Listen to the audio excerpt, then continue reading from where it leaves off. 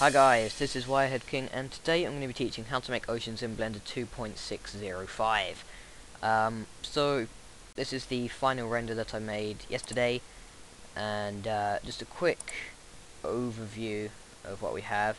We've obviously got the ocean, and that's the main part of this tutorial. We've got a sky that I just got from Google Images, and we've also got a sun, and as you can see, it's making a nice lens flare effect. I'll also be telling you how to do that. So, we just show you what we've got in the 3D viewport here. As you can see, we just got simple ocean, but if we were to come out of camera view and get the full lagginess of Blender, you can see we've got 3 separate meshes, and the reason for this is because each of them needs separate settings in order to create the illusion that the ocean is going further away, or getting further away, rather than just staying in that, hang on, when Blender zooms out, there we go, rather than just staying relatively close to the camera, and also simply because the closer to the camera, the more detailed the ocean gets, and instead of just having really high detailed meshes going all the way back like that, we want them to get to a bit lower quality to just save time and to prevent Blender from crashing and stuff like that. So then, enough talking, let's get into the tutorial. So if we just, in fact, I don't know why I did that. We can just open up a new scene by pressing Ctrl N, and here we have our new scene. So we can use the cube, because if we go into the modifier section, add Modifier Ocean, which is a new feature to Blender 2.6. As you can see, we just got this slightly bumpy plane, and if we come over here to the resolution, we can change this to something like 20, and as you can see, the resolution increases.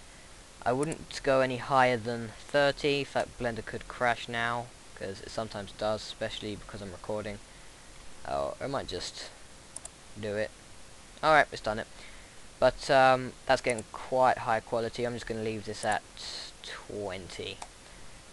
Although I recommend you put it at 25, I'm just leaving it at 20 because I'm recording, and that's going to mess things up because I'm already using quite a bit of power to record. Anyway, so we're actually going to use this mesh here, and we can adjust some things here. For example, if we increase the scale to about 3, you can see we've got much more bumpy waves, and you can go really high, something like 10, that would just look stupid. Yeah, it looks stupid. So you probably want to keep that no higher than 5, perhaps. Yeah, I'd say no higher than 5, and that's looking like a nice stormy sea. The choppiness, if we just increase that to 3, I don't really like playing around with that, because, you know, you can even put it at 1.1, something just slightly higher, and it's, you know, over here, for example, in this little section here, it's already looking a bit fake, so I just usually leave that at 1. And with the smallest wave, that's basically, you know, I could set this to about 3, and then all the waves will be, you know, it just look like that. So if you just set the smallest wave to 0.1, like it was originally, and by smallest wave basically means these little mini waves here, if that makes sense. Alright, so that's enough talking about that. Oh, if you wanna, the wind velocity, if you're wondering what that is, that's about animation and stuff, and that's where time comes in and everything like that. But we're not going to be animating this, we're just going to be making a still frame, because the animation still has a few bugs, and it makes Blender crash every other time you try and render a frame, which is kind of rubbish. So I'm just going to leave the scale at about 2. Yeah, that looks nice. I'm just making a nice gentle sea. Alright, so if we go into front view by pressing 1 on the number pad, and then press 5 on the number pad. Oh, make sure number lock's on when you do that. If you then press Ctrl-Alt-0, you can then bring the camera to where you're currently looking in the 3D viewport. Then you can bring it up like that by pressing G and Z, and then I can go about there, just resting on top there. As you can see, we can see the sides of the ocean. So we just select the ocean mesh, we can then repeat it along the x-axis and just bring it over like that, and we can also just bring the camera up just to stop any like any gaps from any basically seeing underneath the ocean, because that would just be fake.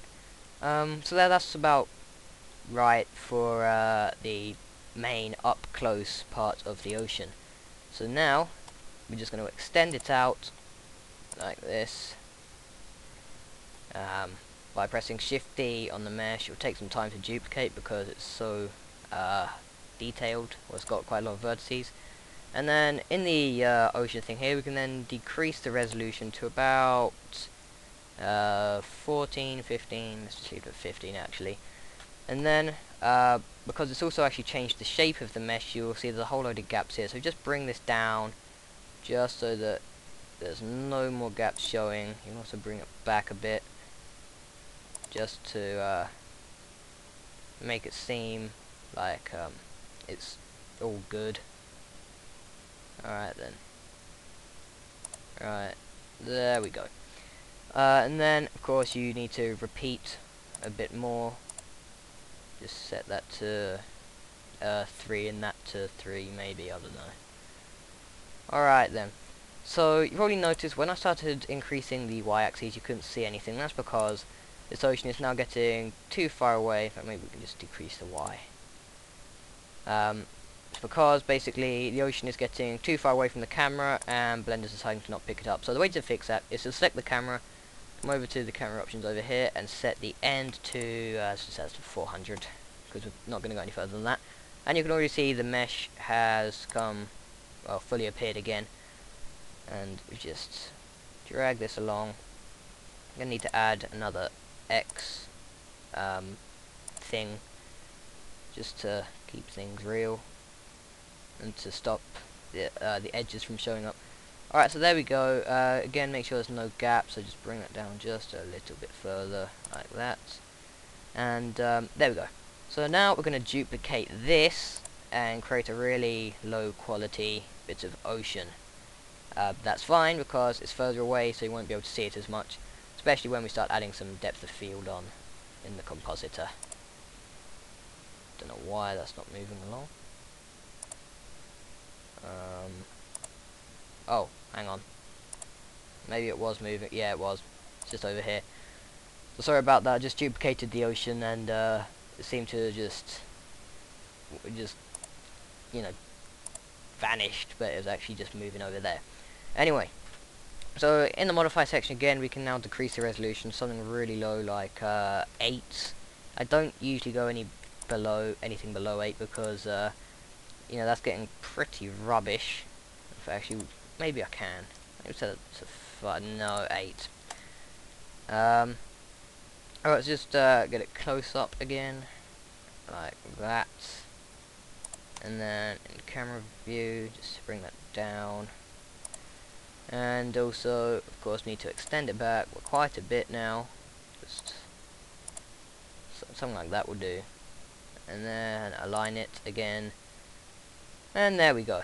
Oh wait, no. No, we still got a few of the sides showing up. Just increase the X a few more times. Maybe just twice. There we go. And then you can just readjust it like that. And now we've got the ocean looking good. However, usually the ocean ends at the end of, you know, the way a bit. So basically, if you keep looking forwards, you'll see basically the end of the world. You'll see the edge of Earth, if that makes sense. So you're going to have some pretty monstrous waves to be able to see these bumps. So what we're going to do is to create the illusion that it is going further away. We're actually going to decrease the scale. So if we go into top view, so we can easily select these, you can then leave the one at the front at 2, or whatever you want, and then basically with the second one we're just going to lower that to about 1.3, and then with the scale with the back one 0.9, something like that. In fact a bit lower than that, maybe about 0.5, just to really shrink it down, and that's looking a lot better. We just bring that down a bit as well. there's a bit of a seam. You can sort of see where the bumps are ending there, so maybe we can just bring this down just a bit here. Let's go to about 1.15. Oh, that's 2.5. No, 1.15. There we go. And that's looking alright. And if you just deselect that, yeah, that's looking fine. So we've created the illusion that it's going further away, which is lovely. So yep, that's about it for creating the ocean. However, this is still, you know, we haven't finished setting up the scene, and that's what this part is all about, because this is going into a few parts. So we need to set up the lighting. So the way we're going to do that is if you load up a picture of a sky, so by that you can press N, click on background images, add image, open, find your image. I've got it on the ocean tutorial somewhere. Sky, there we go. We've then got this sky appearing, and I'll just come over here and increase the opacity to 1. Now one thing you might notice that the grid floor is making things look weird, so under display you can just turn off the grid floor and X and Y just to stop that from happening. Alright, so what I did was I just adjusted, because there's actually a bit of ocean in this, I just adjusted it to cover up the ocean like that, and basically you then get a nice realistic result. And then we can just bring the camera back, just try and squeeze in as much of the high quality ocean as we can, just to use what we've got. And just bring it back a bit further, just like that. And yep, that's looking alright now. So the next thing we're going to want to do, of course, that's just the background images, and we're doing this for the lighting. So the sun is coming up from here, so it would be kind of pointless making the sun come over here, because things just wouldn't fit, because we're actually going to use this as our background image in the render. So what I'm going to do is I'm just going to add a lamp. It's going to be a sun, and I'm going to pull it back all the way over here and rotate it towards the ocean. And then from camera view, the ocean is there, so let's just have it there. In camera view, by pressing 0 on the number pad, and let's just select the camera and increase the distance, so, the end amount to about 500, so we can see our light. There we go. Right, let's just get this, and then just pull it up to exactly where the sun is in the image.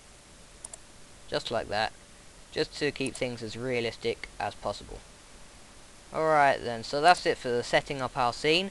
Thanks for watching. This has been Wireheadking. Comment, rate, subscribe, follow me on Twitter, visit my website, and do that thing that YouTube now has where you pin me to your favourites or whatever. I don't know what on earth that's about, but yeah, do that if you want to.